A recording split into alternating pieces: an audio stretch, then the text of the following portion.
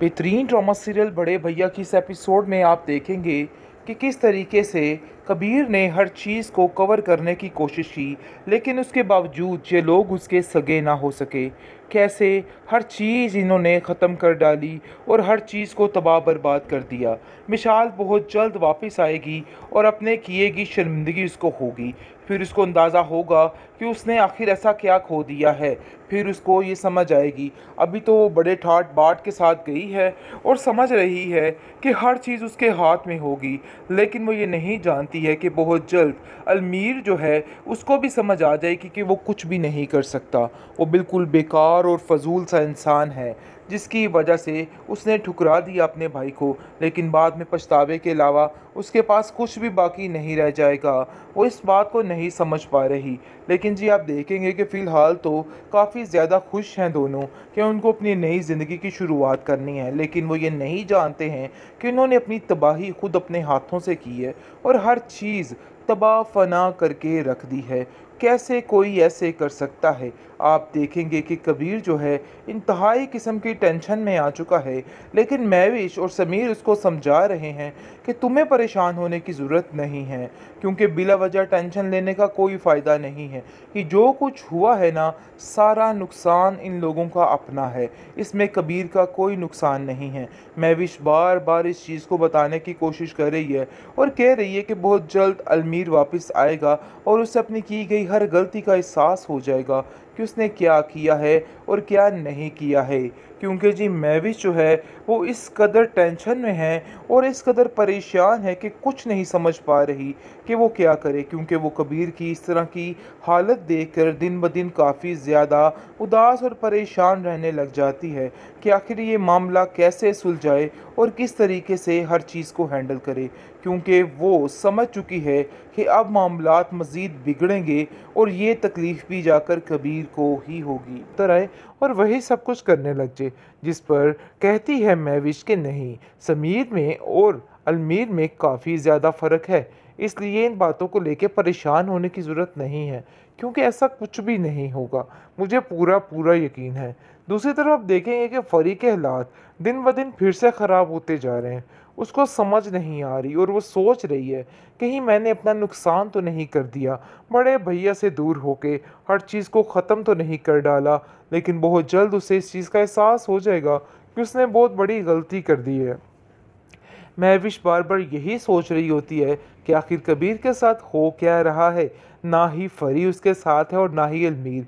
कैसे आहिस्ता आहिस्ता करके हर कोई उसको छोड़ के चला जा रहा है, लेकिन वो ये बात बड़े अच्छे तरीके से जानती है कि इन सब चीज़ों के पीछे ये औरत यानी कि वानिया का हाथ है। और वानिया कोई सच्ची साफ औरत नहीं है, बल्कि सबको खिलाफ करने वाली सिर्फ और सिर्फ यही है। उसने अपने कानों से कई दफ़ा कई बातें सुनी हैं, क्योंकि वो शुएब को और उसके साथ मिशाल को मिलाकर सारे काम की गड़बड़ करना चाहती है।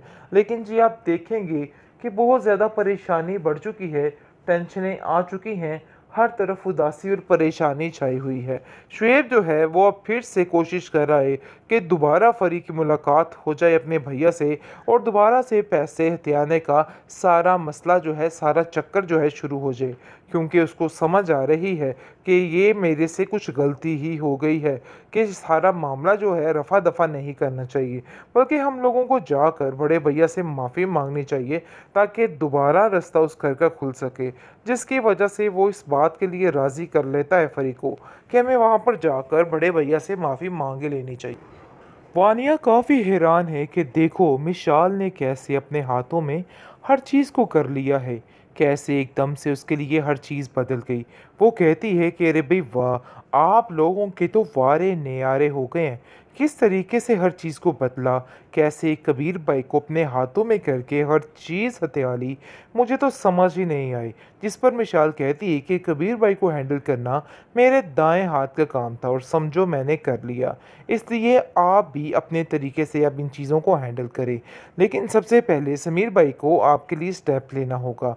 काफ़ी ज़्यादा परेशान हो चुका है कबीर, क्योंकि वो रोता बिलबिलाता और कहता है कि आखिर मेरे साथ हो क्या गया है, मुझे तो खुद समझ नहीं आ रही। ऐसा ना हो कि जब अलमीर को इस चीज़ का अंदाज़ा हो जाए कि उसने सब कुछ गलत किया है और वो वापस मुड़ के आए, तो इधर ऐसा कुछ भी उसको ना मिले। जिस पर आप देखेंगे कि अलमीर भी काफ़ी ज़्यादा उदास है, लेकिन जैसे ही मिशाल की बातें सुनता है तो उसको ऐसा लगता है कि जैसे मिशाल ही ठीक कह रही है। किसी की कोई गलती नहीं, सिर्फ़ और सिर्फ़ मिशाल की ही गलती है, क्योंकि उसने ही अलमीर का दिमाग इतने बुरे तरीके से भरा है कि कबीर का दुश्मन बन चुका है, और उसको ऐसा लगता है कि कबीर सबसे बड़ा उनका दुश्मन है और आज तक जितनी भी मोहब्बत उसने दी वो उसको घुटन समझ रहा है। लेकिन आप देखेंगे कि महविश उसको काफ़ी ज़्यादा हौसला देती है और कहती है कि परेशान होने की कोई ज़रूरत नहीं है, भाई सब कुछ ठीक हो जाएगा, अनकरीब हर चीज़ ठीक हो जाएगी। मिशाल को और अलमीर को अपने किए का एहसास हो जाएगा और वो दोबारा वापस आकर ही रहेगा। लेकिन मुझे लगता है कि आपको इस तरीके से टेंशन लेने से अपनी ही तबीयत ख़राब करनी है और इसके अलावा कुछ नहीं है, क्योंकि उन लोगों का तो कुछ भी नहीं जाना, वो तो घर छोड़कर जा चुके हैं। तो बेहतर यही है कि आपको भी खुश रहना होगा। जिस पर आप देखेंगे कि वो कहता है कि हाँ, मैं भी यही समझ रहा हूँ कि पर घर के बाकी अफराद भी हैं जिनकी वजह से मुझे अब सही रहना है और सब कुछ ठीक करना है। लेकिन मुझे डर इस बात का है कि जो कुछ मिशाल ने किया, ऐसा ना हो कि वानिया भी उसी बात पर उतर आए और वही सब कुछ करने लग जाए। जिस पर कहती है महविश के नहीं, समीर में और अलमीर में काफ़ी ज़्यादा फ़र्क है, इसलिए इन बातों को लेके परेशान होने की ज़रूरत नहीं है, क्योंकि ऐसा कुछ भी नहीं होगा, मुझे पूरा पूरा यकीन है। दूसरी तरफ देखेंगे कि फ़री के हालात दिन ब दिन फिर से ख़राब होते जा रहे हैं। उसको समझ नहीं आ रही और वो सोच रही है, कहीं मैंने अपना नुकसान तो नहीं कर दिया, बड़े भैया से दूर होके हर चीज़ को ख़त्म तो नहीं कर डाला। लेकिन बहुत जल्द उसे इस चीज़ का एहसास हो जाएगा कि उसने बहुत बड़ी गलती कर दी है। महविश बार बार यही सोच रही होती है कि आखिर कबीर के साथ हो क्या रहा है। ना ही फरी उसके साथ है और ना ही अलमीर। कैसे आहिस्ता आहिस्ता करके हर कोई उसको छोड़ के चला जा रहा है। लेकिन वो ये बात बड़े अच्छे तरीके से जानती है कि इन सब चीज़ों के पीछे ये औरत यानी कि वानिया का हाथ है, और वानिया कोई सच्ची साफ औरत नहीं है, बल्कि सबको खिलाफ करने वाली सिर्फ और सिर्फ यही है। उसने अपने कानों से कई दफ़ा कई बातें सुनी हैं, क्योंकि वो शुएब को और उसके साथ मिशाल को मिलाकर सारे काम की गड़बड़ करना चाहती है। लेकिन जी आप देखेंगे कि बहुत ज़्यादा परेशानी बढ़ चुकी है, टेंशनें आ चुकी हैं, हर तरफ उदासी और परेशानी छाई हुई है। शुएब जो है वो अब फिर से कोशिश कर रहा है कि दोबारा फरी की मुलाकात हो जाए अपने भैया से और दोबारा से पैसे हथियाने का सारा मसला जो है, सारा चक्कर जो है शुरू हो जाए, क्योंकि उसको समझ आ रही है कि ये मेरे से कुछ गलती ही हो गई है, कि सारा मामला जो है रफ़ा दफ़ा नहीं करना चाहिए, बल्कि हम लोगों को जाकर बड़े भैया से माफ़ी मांगनी चाहिए, ताकि दोबारा रास्ता उस घर का खुल सके। जिसकी वजह से वो इस बात के लिए राज़ी कर लेता है फरी को कि हमें वहाँ पर जाकर बड़े भैया से माफ़ी मांगे लेनी चाहिए।